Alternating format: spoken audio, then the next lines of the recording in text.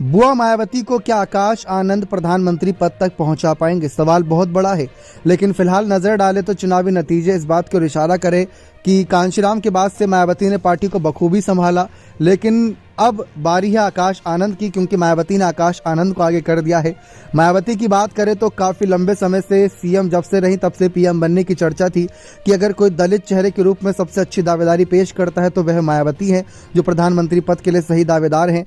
और ऐसे में आकाश आनंद को जिम्मेदारियां सौंपकर मायावती ने इस ओर इशारा भी किया कि धीरे धीरे वह अब राजनीतिक तौर से अपने कदम पीछे कर रही हैं।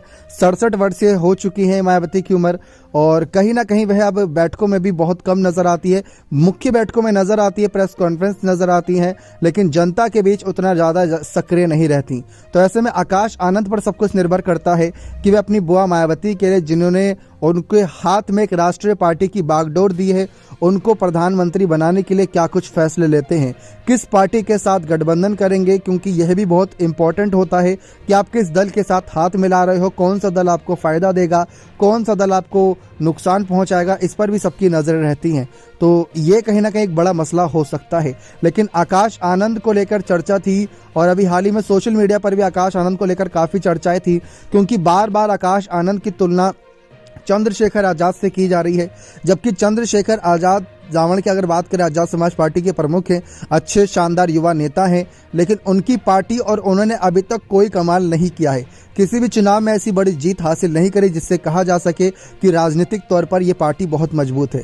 अब राहुल गांधी की हम चर्चा करते हैं तो राहुल गांधी की हम पीएम मोदी के साथ कहीं ना कहीं कंपैरिजन करते हैं कि अगर पीएम मोदी हटेंगे तो राहुल पीएम बनेंगे। तो ऐसी जब चर्चा करते हैं तो आकाश आनंद की भी वहीं पर चर्चा होनी चाहिए, क्योंकि सोनिया गांधी ने भी अपने बेटे राहुल गांधी के हाथ में एक राष्ट्रीय पार्टी कमान सौंपी थी। तो वही अगर देखा जाए तो मायावती ने भी अपने भतीजे आकाश आनंद के हाथ में भी एक राष्ट्रीय पार्टी कमान सौंपी। भले ही पार्टी इस समय कमजोर है, लेकिन राष्ट्रीय पार्टी का दर्जा प्राप्त है और आगे बढ़ा सकते हैं, मौका है, लोकसभा चुनाव नजदीक है। तो ऐसे में तुलना होनी चाहिए तो अखिलेश, राहुल गांधी जैसे नेताओं के साथ आकाश आनंद की तुलना होनी चाहिए, क्योंकि इन सभी ने भी अपने पार्टी के लिए भले ही परिवारवाद का टैग लगा, लेकिन कुछ ज्यादा खास किया नहीं। अखिलेश यादव भी मुख्यमंत्री तब बने जब नेताजी का पूरा एकदम दमखम था, और उसके बाद से अगर आप देखें तो जब से अखिलेश के हाथ में पूरी बागडोर आई है तो कितना ही नुकसान झेलना पड़ा पार्टी को। राहुल गांधी के पार्टी कमान संभालने के बाद कितने सीनियर नेताओं ने पार्टी का साथ छोड़ा। लेकिन आकाश आनंद की भी इन सब के बीच चर्चा है कि आकाश आनंद के अपने फैसलों से मायावती को प्रधानमंत्री पद तक पहुंचा पाएंगे।